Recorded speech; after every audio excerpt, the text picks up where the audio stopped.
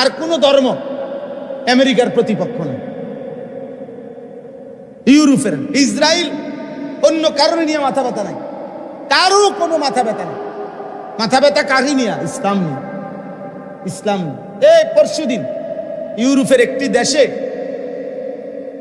নারীরা বিদ্রুপ করার জন্য, এই 2 দিন হয়, আপনার খোলা মঞ্চে, নাচের ওপেন মঞ্চে, ওপেন খোলামেলা, আপনার 3 জন নারী একদম বোরখা পরে, হিজাব পরে, একদম আমরা মুসলিম মহিলারা যেভাবে কালো ঢিলে ঢালা হিজাব পরে, মুখ চোখ ঢাইকা চোখ খোলা থাকে, এরকম পয়রা স্টেজে আসছে সবার সামনে।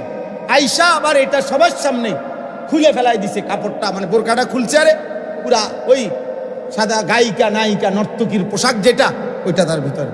এবার সবাই হাসতেছে, হাততালি দিতেছে, মানে বিদ্রুপ করছে ইসলামের বোরখাকে।